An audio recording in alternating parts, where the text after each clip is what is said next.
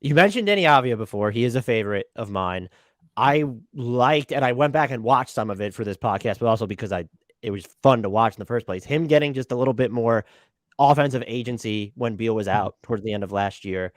Sees the floor just so well, can make like really good passes. There's some like I wrote about this once. There's some fuck you to him on drives too, where like Yeah. guys will bounce off his shoulders.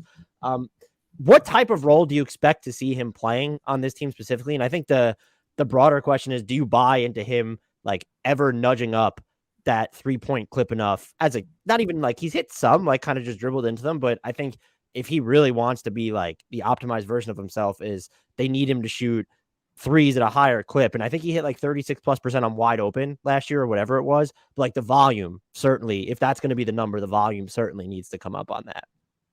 I know this doesn't make for good audio, but can I just respond to you with like my palms up while I shrug? Because I don't Yeah. know what to expect from Denny at this point. I want to like him so bad, but there was also a stretch about a quarter of the way into the season last year where it was almost more likely that he would airball a layup attempt than he would like finish strong through traffic. And again, I think this goes back to like one, like putting guys in positions to be successful and like a role that fits them and suits them. Like right out of the gate, this team didn't know what they drafted, and which is bizarre to me considering how much international scouting Tommy Shepard in that front office likes to do. But they were like, "Oh yeah, this is our 3-and-D wing." It's like, well, Ooh. he's better off like trying to be Lamar Odom than he is trying to be Mikal Bridges. Like it just that's sort of being ignorant to his skill set. I think if that's what you want from him out of the gate, so he got better as the year went on. I'm hoping that this offseason, really like helped kind of get him some confidence back because to your point, like when it was good last year, it was really good. But Denny's one of those guys where when it's bad, it's real ugly. So I think as Wizards fans, some of us are more conditioned to remember like those few really ugly moments. Like I remember one particular game where he literally airballed 2 consecutive floaters. And it's like, how does an NBA player do that? And that probably wasn't even like the lowest moment of that particular game, but those things stick with you. And similarly with the defense, it's the same thing. Like he was really good overall, but I like to like call it Otto Porter syndrome, where like he would just like totally zone out and get beat backdoor on a big play, and you're like, he's the best defender on our team, but you can't kind of consistently trust him in big situations either. So he's a mixed bag for sure.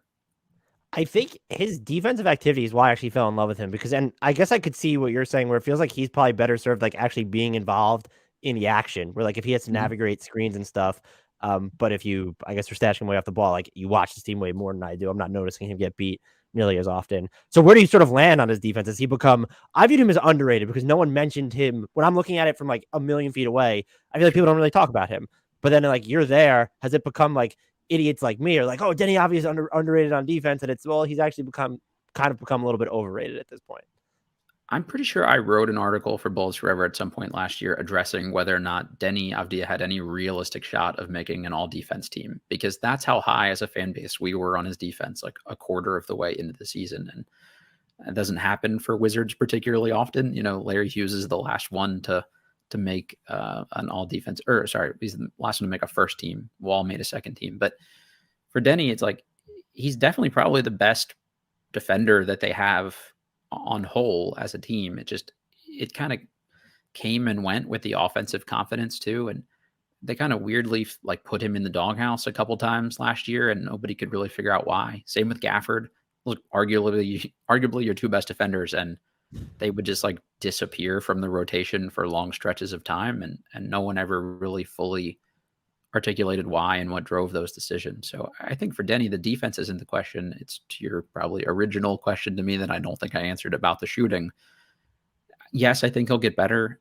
The problem with Deni, I think, is this is like a work harder versus work smarter situation. Like, yes, he gets the reps up. Yes, he works hard. So I think there will at least be marginal improvement. But if you just have kind of like awkward form and you're really stiff, like no matter how many reps you take, you're probably only going to get so good. And Denny's a guy that the form has sort of noticeably changed, like from right before he got drafted to halfway through his Wizards tenure so far. It's just they've got to settle on something for him. And a lot of these videos you see from him are him working out alone in the gym without team officials and things like that. Whereas like Rui, they worked really hard to like rep out his jumper with him and like work on the form and being consistent. And it looks like markedly better to me. And I think the results, other than this preseason, have kind of bear that out. Well, I have zero feel for Rui Hachimura. What is he? That's just my question. I sent you a whole spiel. What is Rui? What is Rui? Why is Rui? Who is Rui? I mean, it's like a very big existential thing. I honestly still don't know, and that's the problem. Like, there's this guy that came in as sort of like a mismatch four, and he was like gonna like beat guys to the rim and shoot all these like mid-range shots, and then all of a sudden he was like this big wing defender, and you had all like the terrible draft comps to Kawhi because they both have big hands, but there was like one game where he defended Kawhi really well, and it was like, oh my god, like, do we have something here? And then the defense dropped off because he got bigger and slower, like he maybe bulked up too much, but then the shooting really came around. So again, he's another one like Deni to me. They're sort of different, but there's this roller coaster of like, they do different things, but they don't really do them at the same time. So you've seen flashes of like all this different stuff. And I think the big question for just both of them is like, what will they put together and what can they do consistently? For Rui, I actually have like more hope for him than I do for Deni personally. Like, I think there's a realistic world where like I've seen Rui play really good defense. Again, limited sample sizes, but to me, it's more likely he does that consistently. He looks slimmer and leaner this year. Maybe that helps him on the perimeter a little bit more. But I haven't ever really seen like Deni be really effective offensively. So to me, that's like, there's like a further way to go for that. I might be kind of on an island with that amongst the fan base here, but I would lean slightly Rui over Deni. The question too is just, again, contract year situation. Like, do they have him in their long-term plans? Does it come down to what the contract is? I think the most Wizards thing here would be for him to like really turn it on late and put them in a lot of like an awkward position here of like, how big of a deal do we try to give him? Right. Or do we let him go somewhere else right as it looks like he's going to get good? And then we'll feel like we were burned if he's, the starting power forward for the Knicks next year or something. You're not on an island with Rui. We were talking about the Wizards and Donovan Mitchell on this podcast a couple times, and there were Wizards fans that responded on Twitter and on YouTube that were like, well, like we wouldn't give up Rui in that trade. And I was shocked to hear that in general. I mean, even if you're that's a bad take. Is there something to when I've seen both of these guys on offense, Avdija and Rui, they're both very different. I do struggle to see how they can be like connective, where it feels like they're both Rui feels like he's much better off operating kind of outside the context of everybody else. And then Deni just feels like he needs to, not that he needs to be on ball, but like that's the best way to keep him engaged or to use him.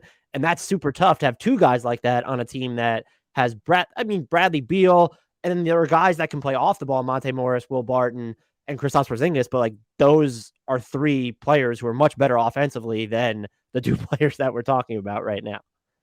Yeah, I mean, that's really the challenge, right? Like you've got some of these guys where they're sort of limited in certain things they can do, and they're not really like versatile guys. I think you'd want your like 6 through 8 guys to be slightly more plug and play, and both of these guys need like very specific context to be like their best selves. And to your point about Rui like operating outside the offense, like I think there are definitely times where like other players stand around and watch him, and that's really not what you want from like the 7th best guy on your team, especially when your best couple guys are standing there. So Deni, I think, is best suited to be sort of that like secondary, tertiary creator for somebody. If he can hit some spot up shots, like that's great. But yeah, you're not going to give him enough of those reps to like really like figure out what you have there, and they still haven't figured that out. So I think they're just like a lot of open questions with both of them, and that's not where you'd want to be with lottery picks this many years into their career.